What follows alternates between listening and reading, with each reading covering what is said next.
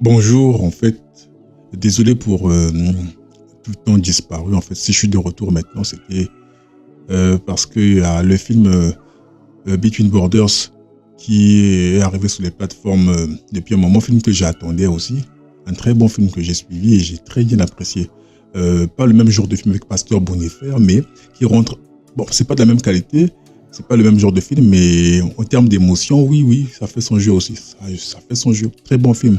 Je pense, si je dis pas de bêtises, c'est un film qui a été tourné par les studios Angel, qui aussi ont produit le film Pasteur Bonifaire, que moi j'ai très apprécié. Déjà, vous remarquez que je parle beaucoup du film du Pasteur Bonifaire. Donc, c'est un film que j'avais beaucoup apprécié. Et pour le Between Borders, déjà, le film, il débute. C'est deux parents qui ont fui chez eux suite à l'effondrement de l'Union soviétique, qui se retrouvent aux États-Unis et voilà, se battent histoire d'y rester en fait, suite à ce qu'ils ont vécu où ils étaient. Le film, ça se déroule à un endroit d'abord fixe qui est le tribunal et dans l'autre temps, c'est dans les souvenirs des parents en fait. Souvenirs très denses.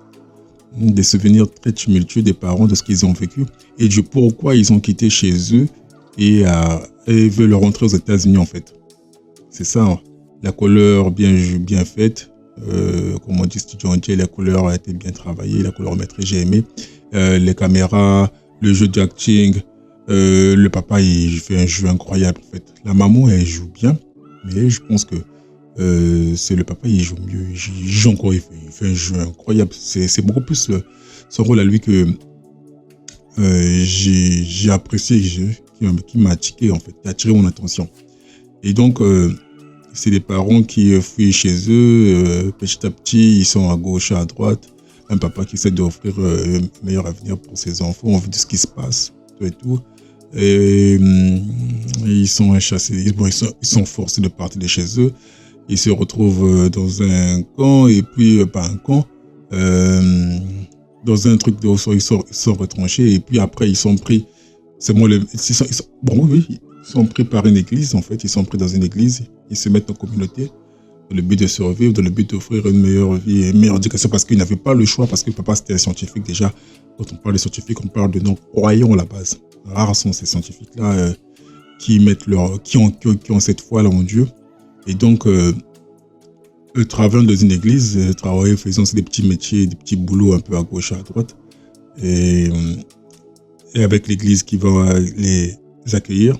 Et petit à petit, la foi du monsieur sera formée, en fait, jusqu'à ce qu'il devienne un croyant. Et en fait, en passant, j'ai oublié de signer que c'est une histoire vraie, en fait. C'est un pasteur aujourd'hui, et ses filles et sa femme, eux-mêmes, sont au service du Seigneur aujourd'hui. Donc, c'est un film voilà, qui retrace un peu ça. C'est un film que je vous conseillerais d'ailleurs. Je vous dis que c'est un film rempli en émotions. Tellement rempli en émotions qu'il y a des épisodes même.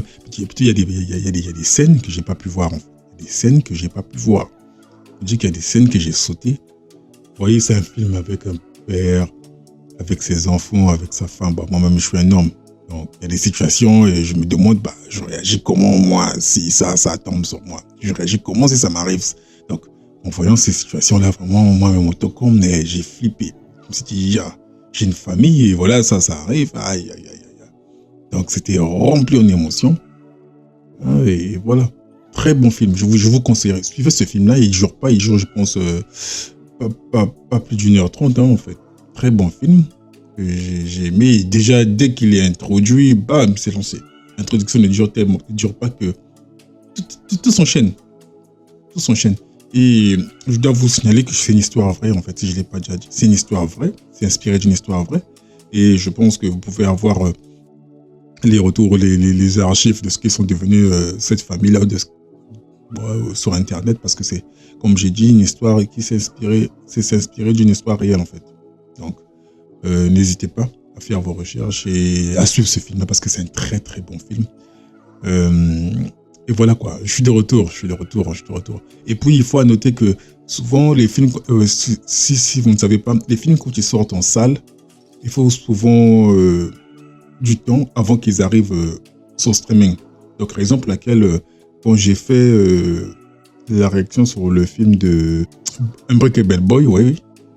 Quand j'ai fait la réaction sur le film d'Unbreakable Boy, j'ai pas directement fait de réaction sur euh, Between Borders parce que je n'avais pas encore accès à ce film-là. Parce qu'il était sorti en salle, mais il allait sortir en salle, mais après ça, il fallait attendre un moment avant qu'il arrive en streaming. Et voilà, le film, il arrive en streaming, c'est là où euh, voilà, je peux vous faire cette réaction. Et aussi, je vais vous annoncer d'autres sorties aussi. Je vous annonce d'autres sorties, je crois, nous sommes... donc, si je vous annonce pas d'autres sorties cette semaine, mais je pense cette semaine, donc cette fin de semaine, ce week-end, je vous annoncerai les sorties des prochains films chrétiens à venir. Et donc, je vous conseillerais de suivre ce film-là parce que le mot est incroyable.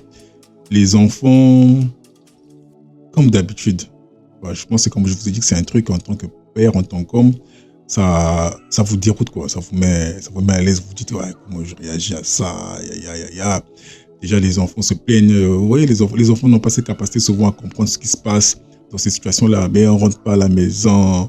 Pourquoi? Qu'est-ce qu'on fait ici? Qu'est-ce qu'on traîne ici? On a faim, on a froid.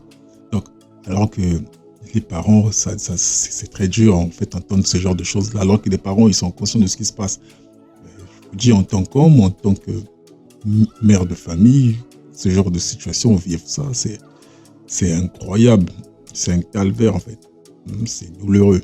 Regardez vos enfants dans les yeux, vous voyez vraiment le malaise et l'impuissance de votre côté, ça, c'est chaud. Donc, je disais, je vous conseillerais de suivre ce film-là. Et n'hésitez pas à faire des retours. Hein. Si vous avez aimé, vous n'avez pas aimé, faites un retour, mais bon, voilà. Donc, je pense vous revenir en ce week. En fait, l'important, c'est toujours de tout remettre entre les mains de Dieu. On ne sait pas ce qui nous attend. À l'instar de Joseph, la tourmente qu'il a eu à voir plus tôt, voilà.